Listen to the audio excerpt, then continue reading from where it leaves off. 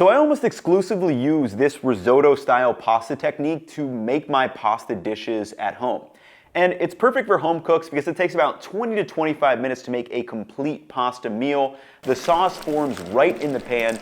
And then finally, it's just a perfectly adaptable technique for any situation. So in today's video, I'm first going to cover the base technique using one of the pastas that I make all the time. Secondly, I'll show you a healthier version that uses leftovers that's actually even faster than the first one. And then finally, I'm going to show you one of my favorite pastas I've ever had that I literally created like 2 days ago just from me throwing random stuff that I had in the fridge into this pasta technique. And it's all due to understanding the basics.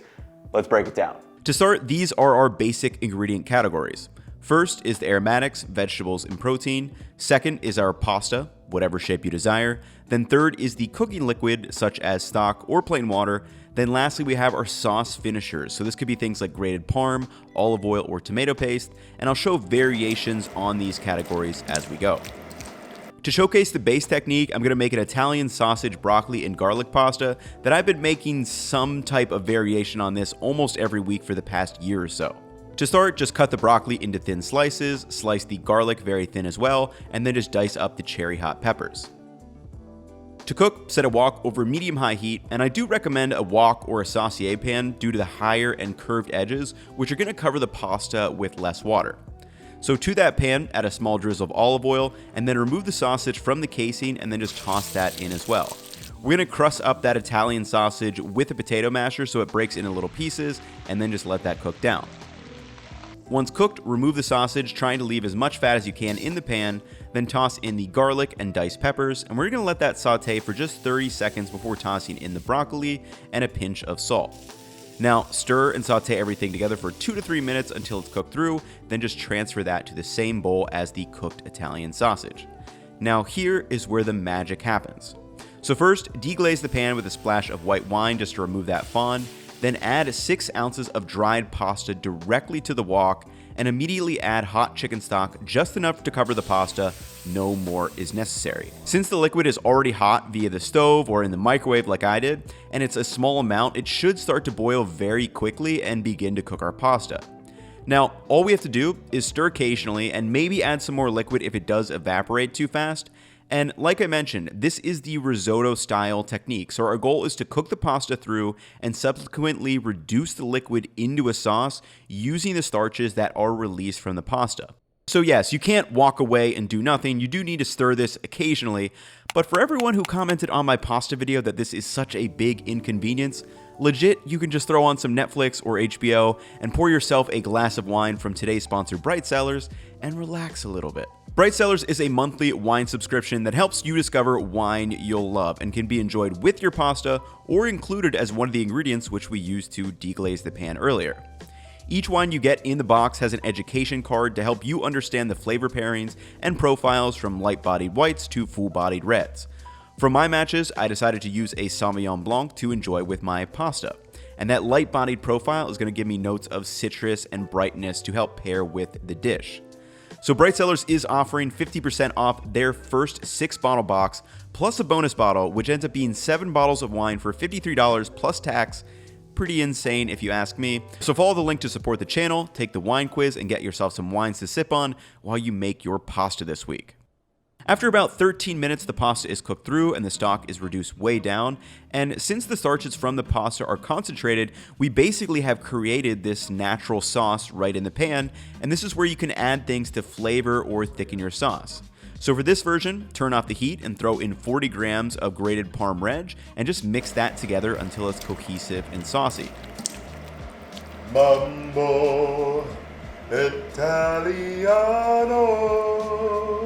Finally, toss the sausage and vegetables back in from earlier and mix everything together. Then toss that onto the plate and you have an incredibly flavorful pasta that came together in 24 minutes. This stuff still amazes me every time. So now that we understand that base technique, this process can actually go even faster if you're just looking to use up some leftovers in the fridge because you don't need to worry about cooking or cutting them up. So now let's make a riff on a high protein pasta that I'll make from time to time with some leftover chicken, roasted vegetables like peppers in this case, some mozzarella cheese, And then to make our sauce, all I do is squirt in some tomato paste and you have a delicious pasta in no time. Let's go. Since again, these items are just leftovers and don't need prep, let's cook right away. So add the pasta to the wok over medium heat, and then using my electric kettle, I pour in boiling water over the top, again, just enough to cover the pasta along with a small pinch of salt. Now the process is going to be the exact same. We are cooking the pasta until it's al dente and that liquid has significantly reduced down. We do need to be around and stirring this occasionally during the cooking process, add a bit more water if needed, but you can easily be prepping things like a salad with a quick vinaigrette while this is going on. When the pasta has cooked down, this one took me about 10 minutes, turn the heat down to low, and I'm going to squirt in some tomato paste this time, along with a sprinkle of red pepper flakes and some dried rosemary, and then just mix that together until it's cohesive and thickened. If it's a little bit thin, let it cook longer. If you need it to be thinner, add some more water. So turn the pasta off the heat, then finally toss in those leftovers, which are the cooked chicken breast, the roasted peppers, and some mozzarella before mixing everything together. Lastly, I like stirring in some fresh parsley, or acidity can be nice as well. And the more roasted veggies or protein that you add into these pastas, the more filling it's going to be. But this particular version made two pretty big portions at 567 calories and 49 grams of protein per serving. Normally, pasta is just a ton of carbs and fat and sauce, but you can easily make a healthier version knowing this technique. Now, what I love most about this technique is that it allows you to be creative with whatever you happen to have in the kitchen or are trying to use up. I'm not gonna say every combination is gonna be a winner. Definitely had some losers in all the dishes I've tried, but from time to time you'll get one that knocks you out of the park, and that is the case with this cheesy, spicy chorizo pasta. Let's break it down. Set that pan over medium-high heat, and I'm using the saucier this go-around. Add the chorizo from the casing, bash that up with the potato masher, then once the chorizo is cooked, transfer it to a bowl, and then toss in the onions and zucchinis with a pinch of salt, sauteing for a couple of minutes before removing that as well. Exactly like earlier, back in with the pasta and some hot stock again this time. Now, while that cooks down, let's get out the cheeses. Again, some random stuff I had left, so 28 grams of white extra sharp cheddar, 28 grams of chipotle Gouda, along with 2 slices of American cheese for some better melting. Once the pasta is nearly done, instead of adding a little more stock or water, I just added a splash of milk. You could also try heavy cream, sour cream, really whatever you want to. And again, just adjust the thickness by either letting it cook down a little bit longer, or if you do need to add some excess cornstarch, you could do that as well. Once thickened to your liking, just toss in all the cheeses and stir that in to get it up nice and melty and thickened and homogeneous. Then again, just mix all that chorizo and vegetables from earlier and mix it up, and you have this delicious pasta. The chorizo provides a ton of flavor, then you pair that with a creamy, smooth, and slightly cheesy sauce. It makes this pasta really addictive.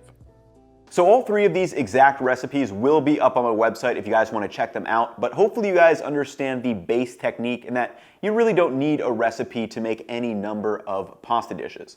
Now, 2 last tips. Definitely be careful with your salt levels. You're gonna wanna add way less to the pasta water, especially if you are using stock. You might not wanna use any, just because you are concentrating everything down. And then secondly, just kind of monitor the sauce texture a little bit. That takes a little bit of time and getting used to the technique. Sometimes you want it a little bit thinner before you add all those add-ins, and then it's gonna thicken up as it cools down. But hopefully you guys have enjoyed the video. That is going to wrap it up for me in this one. Catch y'all in the next one. Peace, y'all.